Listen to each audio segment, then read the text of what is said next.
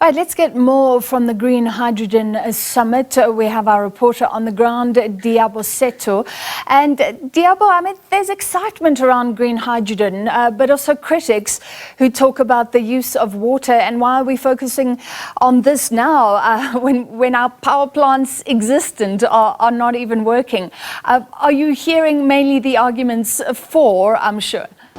Thank you very much. Yes, we're still here at the second iteration of the South Africa Green Hydrogen Summit in Cape Town. I've been speaking to a number of role players, and at this stage I'd like just to have a chat with the women in green hydrogen. Women have been making inroads, particularly in this energy space, making their presence felt, the technology and their expertise felt. And I have asked two representatives from women in green hydrogen just to let us know how, if you are a woman in energy, you can participate and be part of their organization, and what kind of policy interventions do they think are important, particularly with the participation of women. Thank you very much, ladies. May I firstly ask you to introduce yourself and let us know how important it is for women to participate in this summit today. Hi, good morning. So I'm Kasia Fabricus. I'm the CEO of Freeport Saldanha, so one of the special economic zones located in and around the port of Saldanha in the Western Cape. For women to participate in the summit today is pivotal, and I think that there's amazing opportunities for women across the board.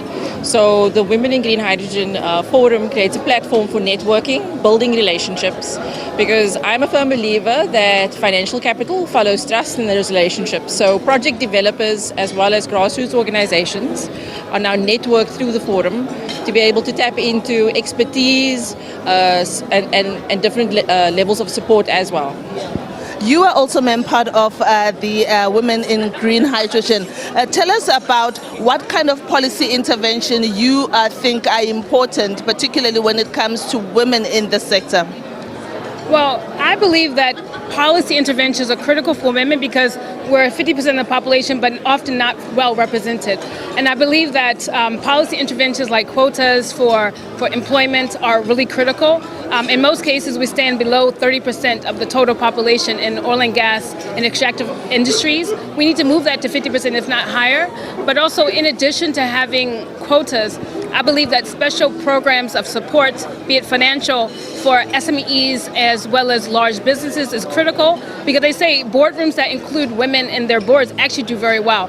And then last but not least, I think especially for young entrepreneurs, is really critical. And then sometimes accelerated programs which give you incubation for your company as well as support to grow that company are really important. And then I think last but not least, before I go, I think global platforms of engagement are really critical. Sometimes as a woman, you need advice on the best way forward. And sometimes you can only get that advice for someone who looks just like you. And I think in terms of Women in Green Hydrogen, they have an online mentoring platform that we can actually all access via internet, and I think by registering and participating, that's how we're going to make a difference. And just before I've already been asked to wrap, where are the opportunities or down on the value chain? I know someone that's watching us is thinking, okay, where do I go? How do I start? What business can I start as a woman in green hydrogen?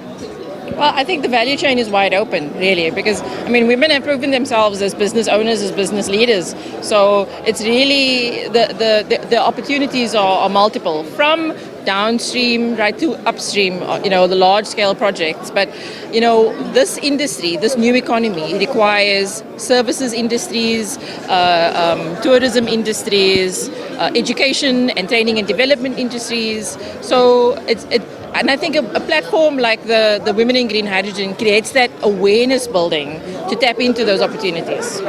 Ladies, thank you very much for making time. I really will be engaging with you throughout the summit. I've been speaking to the Women Association, or it is an association really, of women in green hydrogen, and they've been telling us about the opportunities that are there for women, mentorship opportunities, upstream and downstream opportunities to start businesses. And now I would implore our viewers, those who are interested in the sector, to just go on the website and check if there's something that could interest you and could develop your businesses. Maybe you might find a deal or two.